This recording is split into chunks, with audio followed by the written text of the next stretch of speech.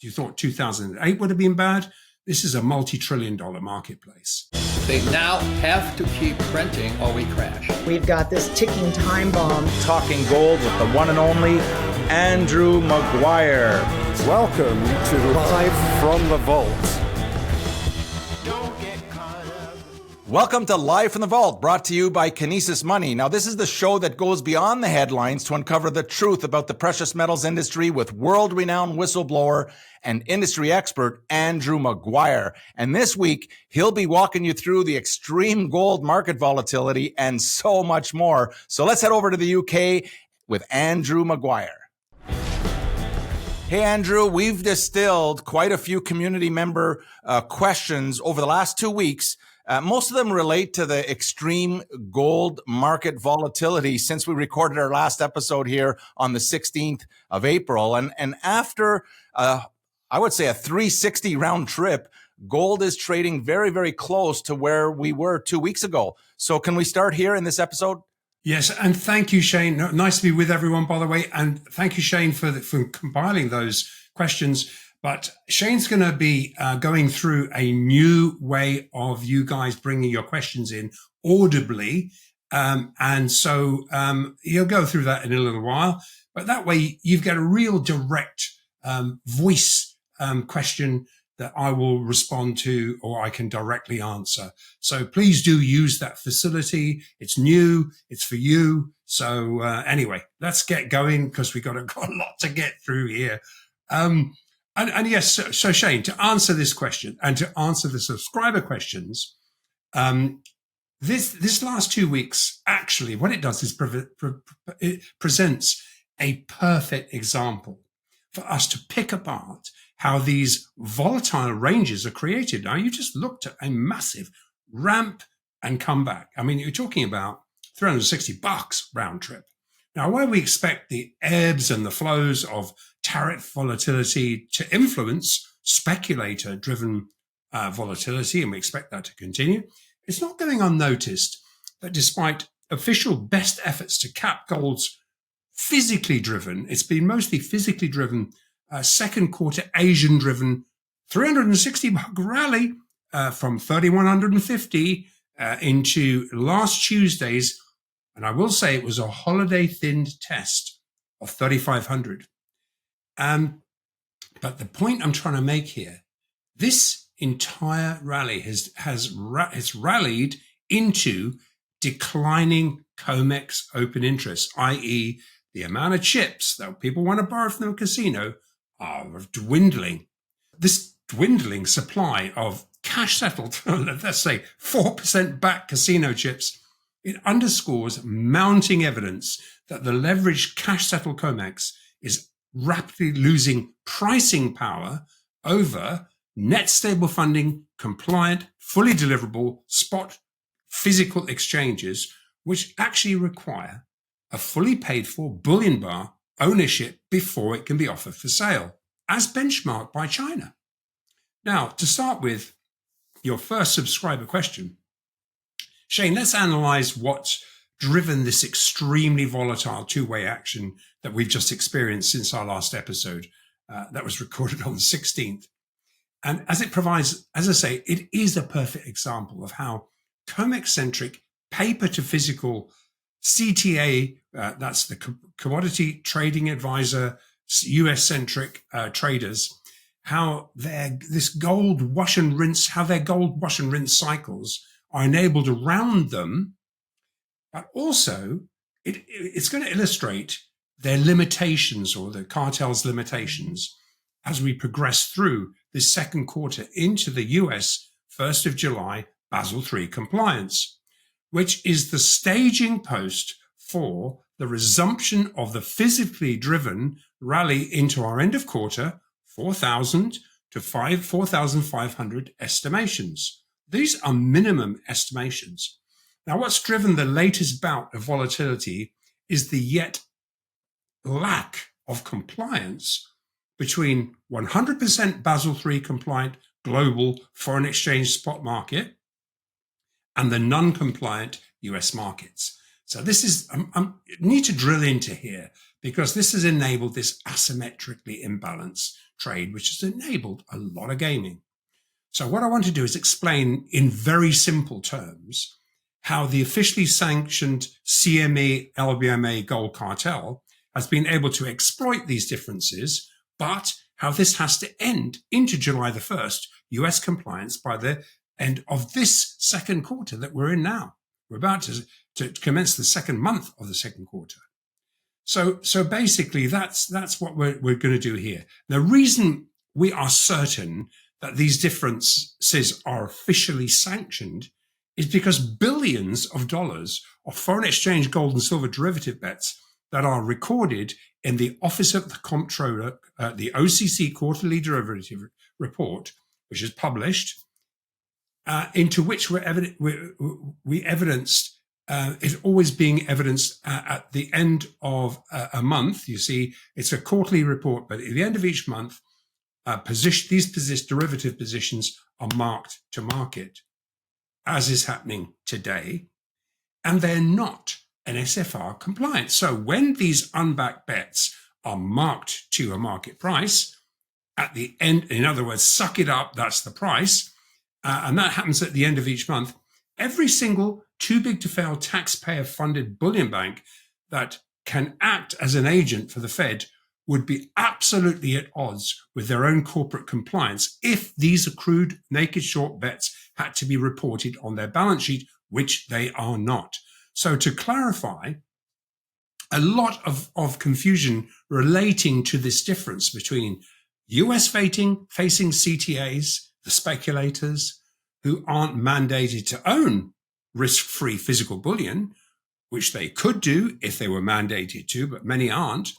But so because these aren't, those that aren't still want some exposure to gold as an investment vehicle, and why wouldn't you if it's up 27% in the year, as we have this year alone, as we have just witnessed in this period we're now delving into, it regularly sets up the COMEX casino pit managers for both an upside and a downside two-way rinse into which they control.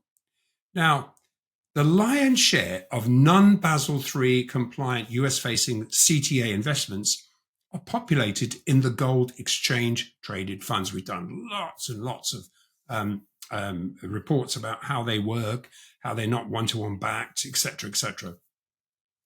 But they track the gold price. So that's really what these funds are doing. So really, they've got not much skin in the game at all. And that being the case, as far as these funds' balance sheets are concerned, namely which are the cashable assets required to be funded against their liabilities, simple, these funds have to treat gold as another tradable, high-quality liquid asset, but it's like any other commodity which employs a required stable funding, a discount of 85%. So in other words, it's discounted. So it's only, it can only be valued at 85% of what is shown. And as we've been drawing frequent attention to, unlike every other global facing exchange, these US facing leveraged gold positions are not Basel III compliant. In other words, due to this balance sheet haircut, ETF gold investments don't qualify as a first year asset that can be one-to-one exchange for physical gold or cash. Big difference.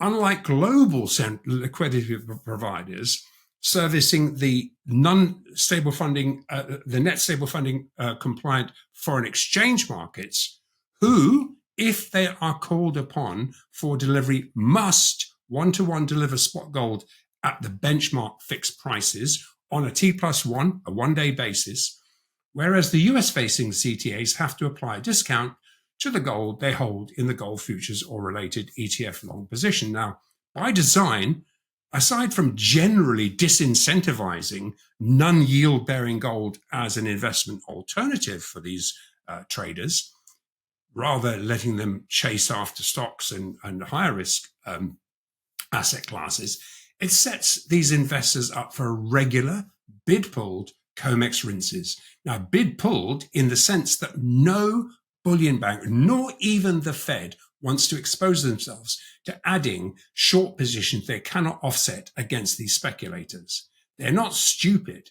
I mean, China's taking everything that's on offer, as are BRICS banks. So However, as far as Basel III global NSFR compliant deliverable FX market making bullion banks are concerned, they must one-to-one have the bullion on hand to deliver when called on to do so at a benchmark spot fix, where foreign central banks, sovereigns, institutional buyers are one-to-one able to exchange their respective FX currencies for an equal weight of bullion without any discount. The paper to physical disparity, this paper to physical disparity sets up the regular wash and rinse cycles where an NSFR compliant bullion bank can gain a balance sheet advantage against these non-physical holders. So because Basel III FX markets prices are T+1 deliverable, the Bank of International Settlements enables a zero risk weight to these bullion banks' gold positions. And I will stress physical gold held at the bank or held in another bank on an allocated basis. In other words, it all interconnects. And bottom line, to the extent that gold bullion assets are backed by gold bullion liabilities, Basel III compliance enables gold to qualify as both a high quality liquid asset and a first year asset class that competes with US Treasuries as an asset class. Hence, why we see global pension funds, and includes a ramp up in Chinese insurance funds, etc., one-to-one, and bullion banks, one-to-one exchanging treasuries for physical bullion without any haircut. And as we know, every single market-making CME and LBMA-facing bullion bank has a straddle footprint in both the NSFR-compliant physically deliverable 10 times larger foreign exchange markets and the as yet non-NSFR compliant CME markets, which are heavily leveraged. And that is the equation. Our well-connected liquidity providers affirm that this US-centric haircut will have to end on the 1st of July. And here's the kicker. If it doesn't match the 10 times larger spot gold FX market price at the benchmark global gold fix, then the backdoor exchange for physical mechanism, we've talked about it as the Achilles heel. This, where it's possible to convert a non-compliant COMEX lot into NSFR compliant T+1 deliverable foreign exchange gold, it's going to explode, alchemizing what little dwindling underpriced COMEX open interest there is. Now, given the OCC bets sit on the Fed's balance sheet and are likely interconnected with rehypothecated US Treasury gold positions, we should never count out these actors. So I never count out one more spec wrong-footed flash rinse. So if anyone is heavily leveraged, please be careful over the next 2 weeks. In fact, over the next week. Now, if you're a stacker, then join the Asian buyers in taking what's on offer, especially at the end of each month, as we've just witnessed, into this discount. But we see attempts to try and trick technical traders into selling. So I would not rule out a flash $100 move lower into spot 3,200. I wouldn't rule it out. But if this was offered, it would run into massive reported central bank bids populated there. I really don't think there's enough spec open interest available to do that. But short-term volatility aside, what is being missed by many US-centric traders is that the COMEX is rapidly losing pricing power, and they are in the crosshairs of a physically driven global price reset. All right, Andrew, thank you. That's covered a lot of the Live from the Vault community questions relating to the how and the why. You know, the paper to physical gap is closing into a series of higher physically supported gold prices. Now, as you pointed out, this is happening into a dwindling supply of COMEX speculators, which is extremely bullish for gold. But to answer, I guess, the questions relating to the very short term, can you tell us what you're seeing here? Yeah, Shane, and I think to answer those questions, we need to look at the charts. So let's have a look. Now we'll look at the scope and the limitations of this declining open interest.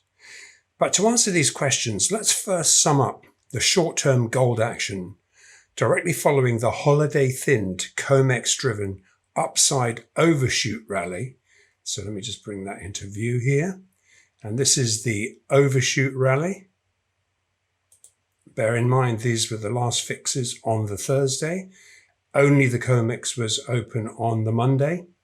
And then the fixes started to come back in on the Tuesday. So bear in mind, this entire rally here was COMEX driven, which we called an overshoot. But from a paper to physical market perspective, where it just took 2 liquid global benchmark sessions for spot gold to retrace back here to its holiday, essentially this is where the prior holiday area was, so it retraced right back to its holiday market levels, or pre-holiday market liquid fix levels on the 16th, where it's currently consolidating.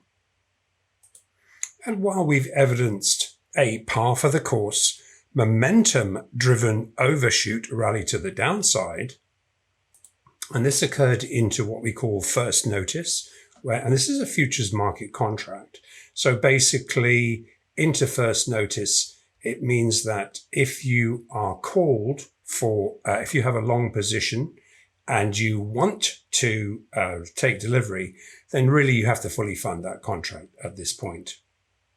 So it means that anyone standing to deliver or take delivery had to fully pay up for or close their or roll over their leveraged future positions into a longer dated, higher price future contract. Now, essentially, what we're talking about here is that while we're looking at the June contract, the May contract technically isn't in delivery. So what we're discussing here is that only the commercials really hold those May positions, it being a non-delivery contract.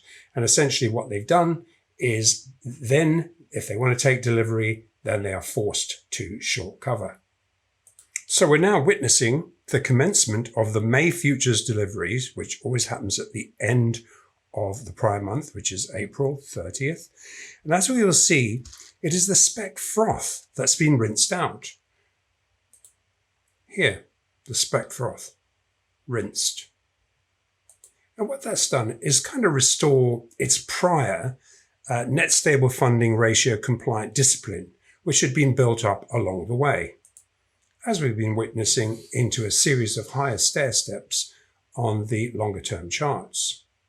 Now, this means that any further selling will be speculative, naked short selling, setting up these sellers for an upside rinse. Now, I'm recording this at the just between the AM fix and the PM fix, but also just around. It's the 30th today. We've just had GDP, and so obviously got a little bit of volatility going on with the market as we have GDP print coming out now. But we had some selling ahead of that this morning. Pretty much it was a sea of red. The only thing that was up was the dollar this morning, and that was up against the yen primarily. Now we're looking at the futures market here, and it's important to look at both the futures and the spot market. Futures market being leveraged, and we're going to go through why in a minute. And then also, obviously, the FX markets are deliverable. So in the bigger picture, liquidity providers assess the OPEX-related pit open to pit close COMEX GC sell-off bouts from the 35.0990 high, futures highs, into last Wednesday's hard test of 32.75, which is a bull pivot that we just tentatively circled that. What that did was rinse out all but a very few of the recently added non-sticky second quarter froth. So this is where the second quarter began. While we already had specs rinsed out last time, and very similarly now again, while we had the specs rinsed out last time, they probably didn't really get back in until around about the 3200 level. So essentially, almost everything has been rinsed out. Certainly all the recently added speculative open interest certainly has.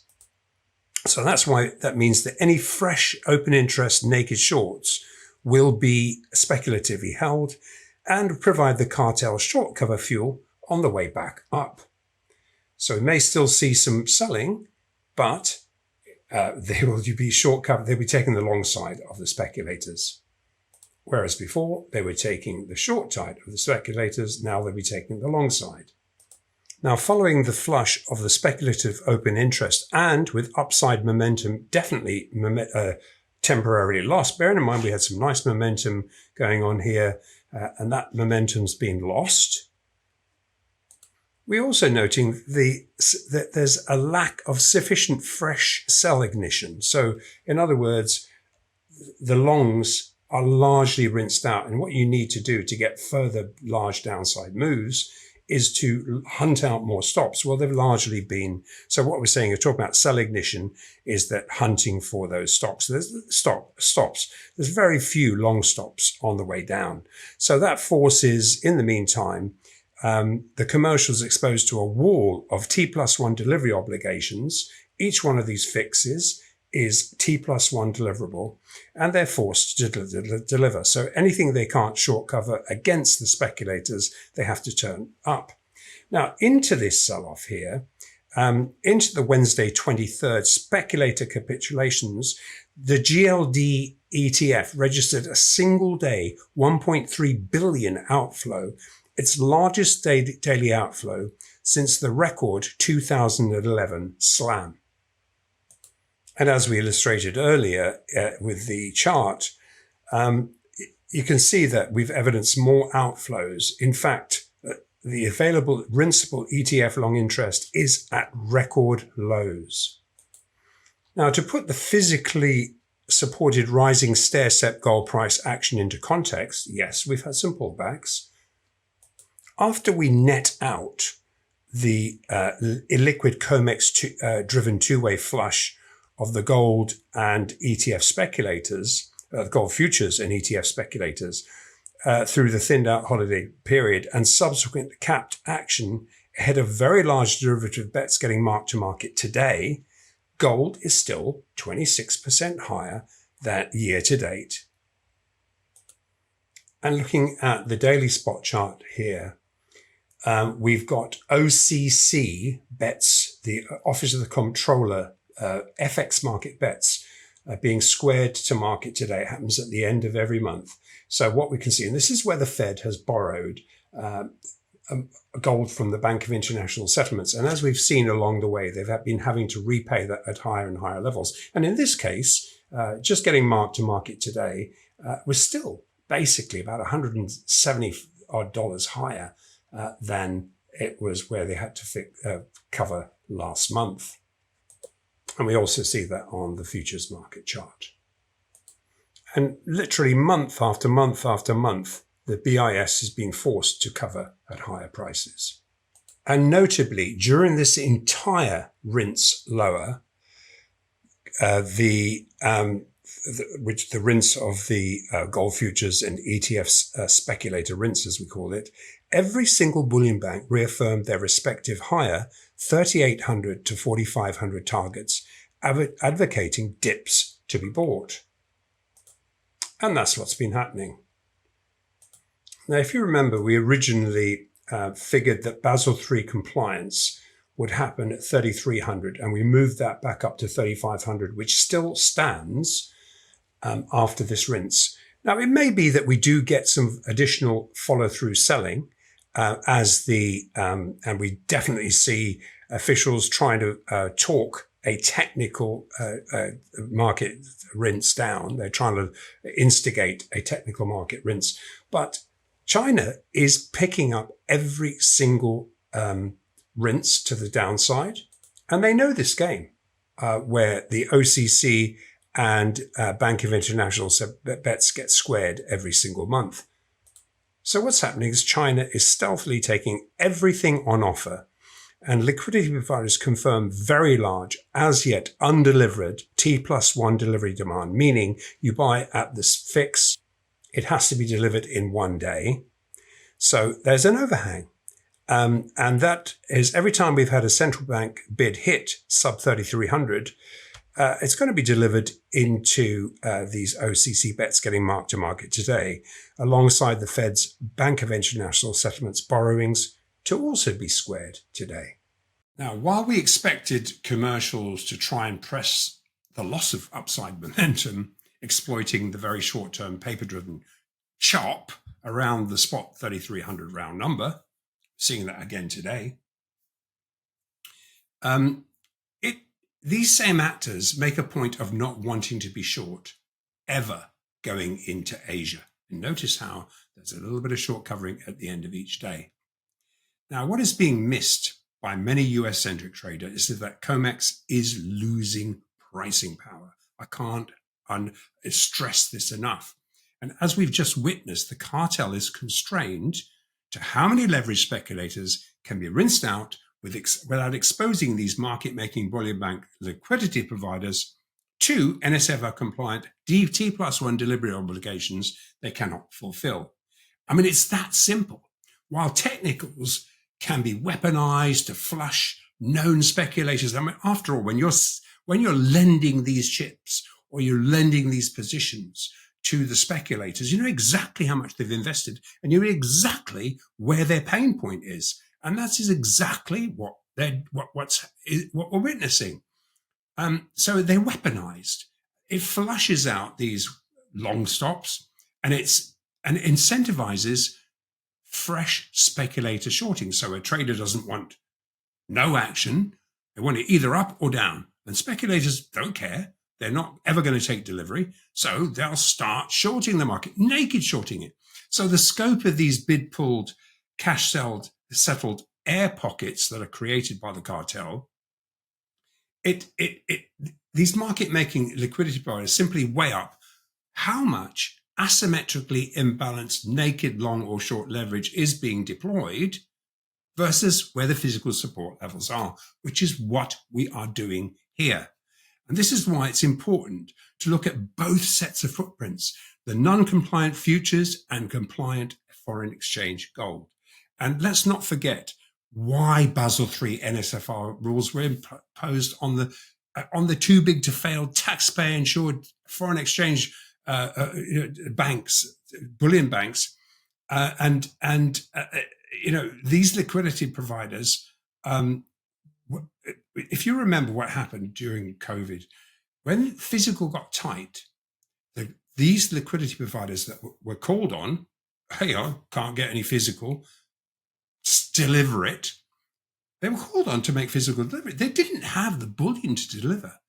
And they had not, if they hadn't been bailed out of their naked short futures market bets, these so-called hedges that for 50 years had serviced them well, those futures market positions, they went bid only. So if they hadn't been bailed out, this whole daisy chain of too big to fail banks would have collapsed. You thought 2008 would have been bad. This is a multi-trillion-dollar marketplace. Now, bottom line of this equation, prices gold at around plus or minus $4,000, much as these physical-facing liquidity providers did when they were relaying their minimum 3,000 target prior valuations when gold was trading in the low 2,000s, all the way back in March of 2024. It's game on into this relentless Asia buys physical, West sells paper gold, de-dollarizing process. The resulting volatile clash of US-centric paper gold hitting central bank-derived physical market support levels has resulted in the constructive process of regularly ejecting speculative US-centric gold froth, enabling higher physical supported stair steps to be forged. We've looked at that so often along the way. And the significantly higher global supply-demand price estimations are propelled by widely disseminated risks to US dollar reserve status. And given these are being only one risk-free asset class left standing, I mean, gold is the only risk-free asset class left standing, the lines have crossed for China to formalize setting up a global gold price. And as we highlighted 2 weeks ago, all the clues are there. All right, Andy, can you refresh us on what you're seeing right there? Yep. So China is openly talking gold higher. It's so obvious. And it used to be hidden, used to be stealthy, no longer. Following Trump's comment, he said, "Who has the gold makes the rules." Well, that was a tweet. That if the financial war does escalate and or a military war ensues, and that is plausible, even if it's a proxy war, Trump's comments may grossly backfire. China's nuclear option would be to reveal the real extent of their unencumbered PBOC gold holdings, dwarfing the unaudited, likely rehypothecated US Treasury gold holdings. And as we discussed in detail last time, and still missed by the mainstream media, I haven't seen it anywhere with other market commentators. As the US-China trade war risks escalating into a once-in-a-century financial war, China's anchored BRICS payment chains are rapidly onshoring, providing sufficient liquidity to also digitize. And as we talked about it last time, I re-raised it. Glasgow fully beta-tested BRICS-facing gold-backed commodity currency is on the front burner. And while not formally named yet, it'll probably be part of the suite of the Russian messaging system and likely be called the digital ruble. Now, our Asian liquidity providers figure this will ultimately result in a global gold price quoted in RMB, because that is where the main links are, forcing the local London AM and PM dollar fixes to quote these prices ultimately. This is very big news. It means de-dollarization in a big way. It will completely reset the world order. So step by step, China is really revealing its very strong hand. Following opening up gold futures trading to Chinese citizens and institutionals, we've looked at it multiple times. On the 1st of March, exactly 6 months later, in October, the PBOC opened up foreign firms to be able to trade industrial metals on the Shanghai Futures Exchange, undermining the pricing power of the LME. Now, exactly 6 months later, and 1 year after opening up the Shanghai Futures Exchange gold futures trading domestically, the PBOC is moving to open up Shanghai gold market overseas warehouses to enable gold settlement of gold and silver and platinum, shifting the market sway from the West to China. This is the final leg of them putting this whole strategy together. Trump has attempted to push back, threatening any nation that trades outside the dollar. Now he said, I heard the phone call, or I heard the tweet. One phone call and they'll be back on the dollar is what he said.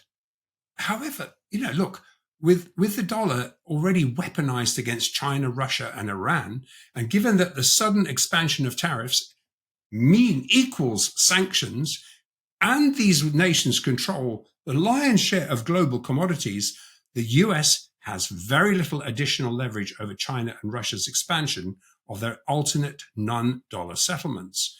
And to sum up, what we're witnessing is a major de-dollarization move that is seemingly or probably deliberately ignored by the mainstream media and official channels. Maybe they don't understand it. It's being ignored that the PBOC announced its digital RMB, and it's already been connected to, this is why it's amazing that it's ignored. It's been connected to 10 Asian and 6 Middle Eastern countries. That's already facilitating 38% of global trade that is able to bypass the weaponized SWIFT payment chain. Unbelievable this is ignored. And while the United States is still debating whether digital currencies threaten the status of the US dollar, which they don't, in my view, 87% of nations, that's 200 countries, have already adopted the digital RMB. Cross-border payments have already exceeded 1.4 trillion US dollars and growing. And while the scope of RMB settlements are limited, they are growing. However, add in the ability to digitize Glasgow's gold-backed stablecoin as a 7-second ruble settlement currency, these volumes are about to exponentially explode. These are the liquid payment rails that Glaziev beta tested gold-backed currency. And remember, we talked about that beta testing. That's 2 years ago. And then we saw this failure at the BRICS summit to employ anything. It made a great deal of sense, perhaps not to deploy it at that time.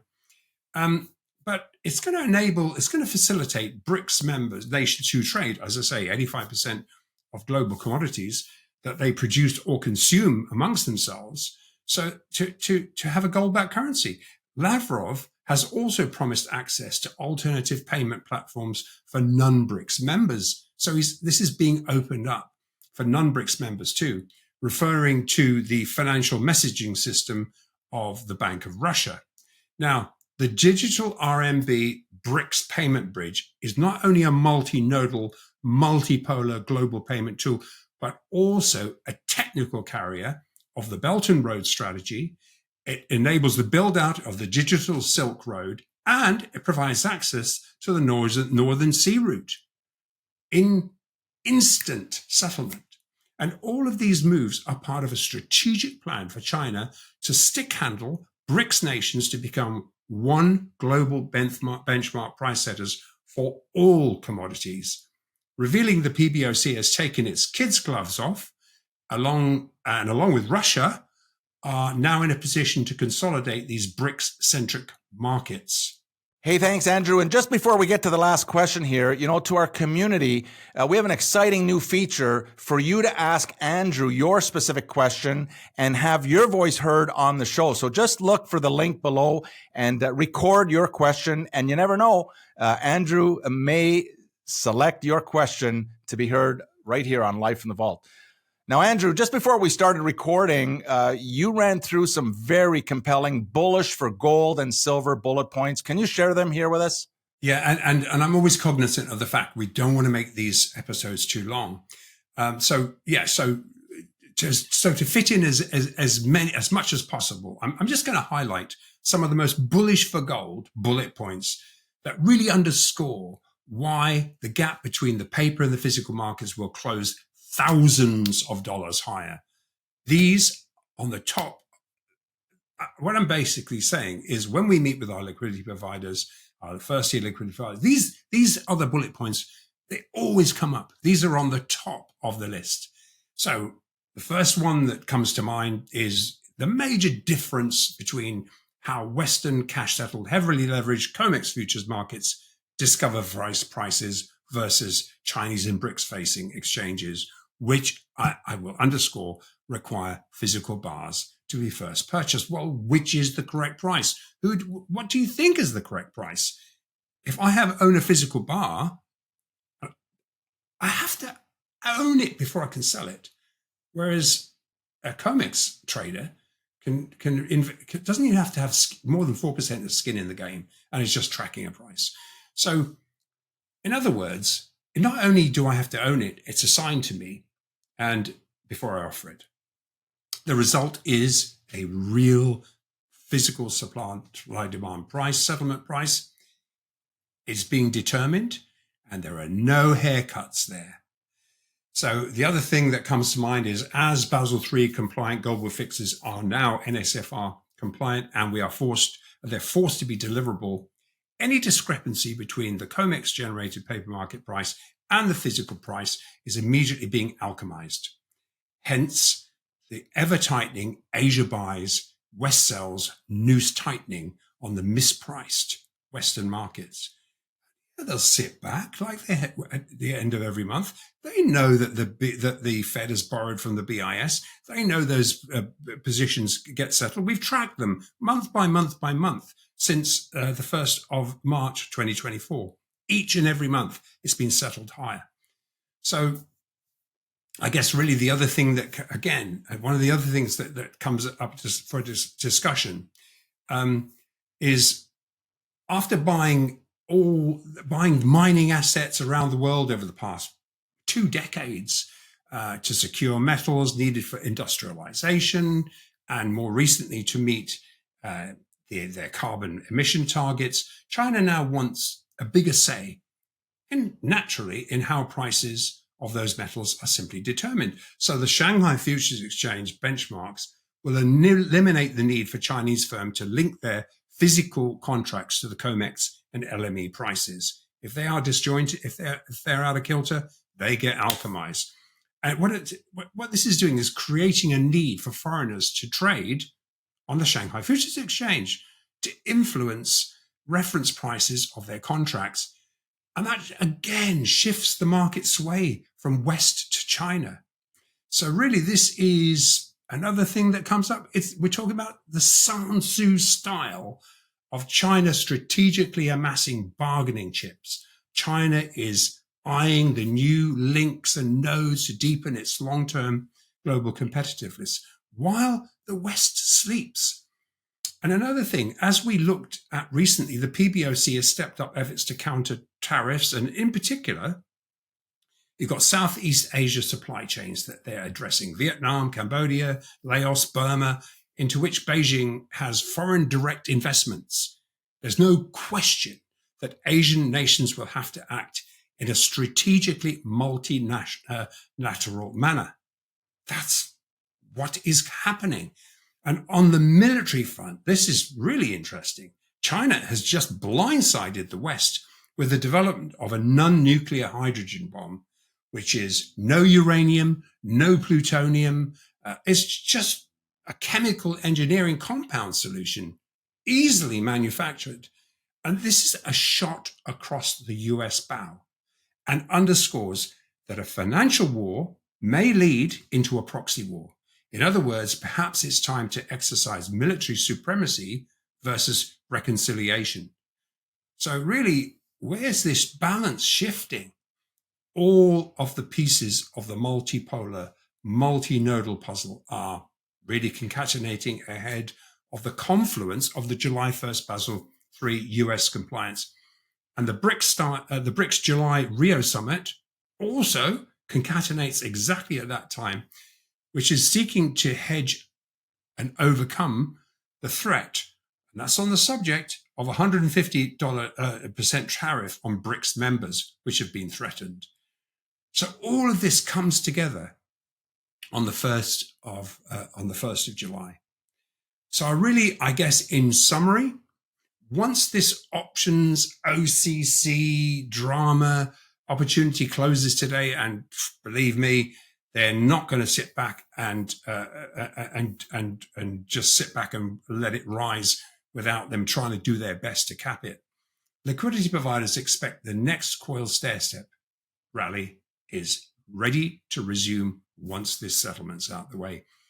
Asian buyers have learned not to chase price into this month end options, OCC bet squaring, and they seek to fill spot and golds and silver into all these dips. So here we are again, and nothing has changed following the helpful, what I call helpful speculator consolidation rinse. We, along with every first-tier liquidity provider maker, is gearing up for a minimum $4,000 price, with actually an expectation of $4,500 will easily be achieved. So really, guys, there's only one question remaining, and that is to protect your wealth. How much physical gold and silver do you own right now?